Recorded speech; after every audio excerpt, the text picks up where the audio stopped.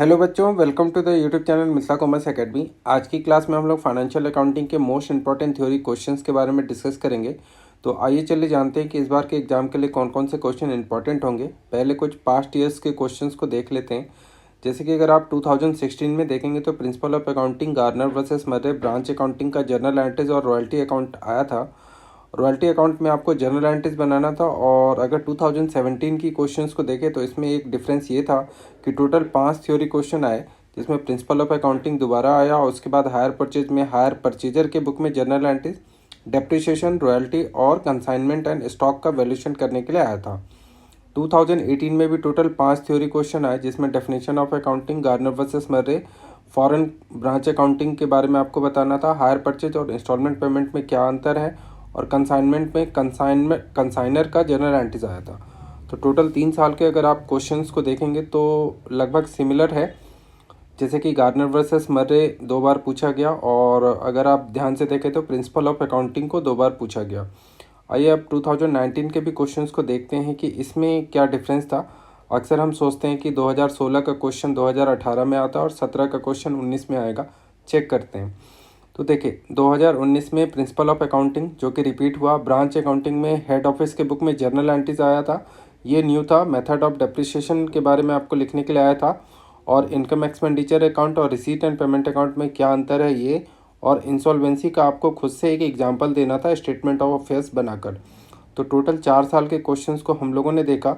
इसमें कुछ कुछ क्वेश्चन बहुत सिमिलर हैं, जैसे कि बेसिक्स ऑफ अकाउंटिंग पे क्वेश्चंस पूछे ही जाते हैं, प्रिंसिपल ऑफ अकाउंटिंग या फिर ऑब्जेक्टिव ऑफ अकाउंटिंग। इसके बाद गार्नर वर्सेस मर्रे। तो ऐसा करते हैं, अब इस साल का क्वेश्चन पेपर भी देख लेते हैं। अभी अभी जो एग्ज़ाम हुआ है उसका, इसमें केवल 4 ही थ्योरी क्वेश्चन आए थे। एक तो ट्रू फॉल्स आया था। ट्रू फॉल्स हालांकि हर साल आया है।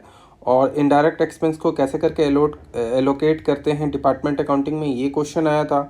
इसके बाद डिफाइन अकाउंटिंग और एक्सप्लेन इट्स ऑब्जेक्टिव, तो ये बेसिक ऑफ अकाउंटिंग से क्वेश्चन था।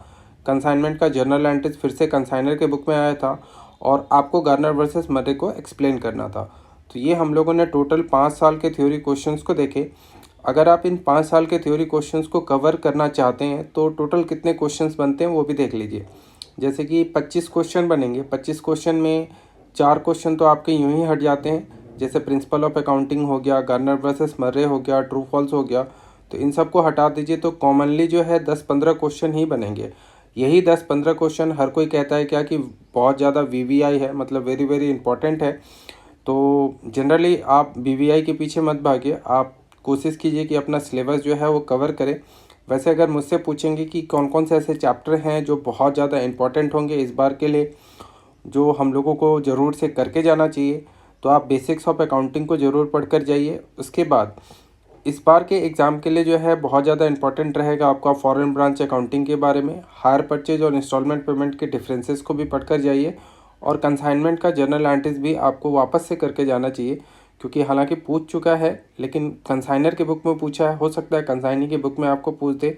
और रॉयल्टी के ऊपर फिर से थ्योरी क्वेश्चन नहीं पूछा है, तो उसको भी आप एक बार पढ़ कर जाइए।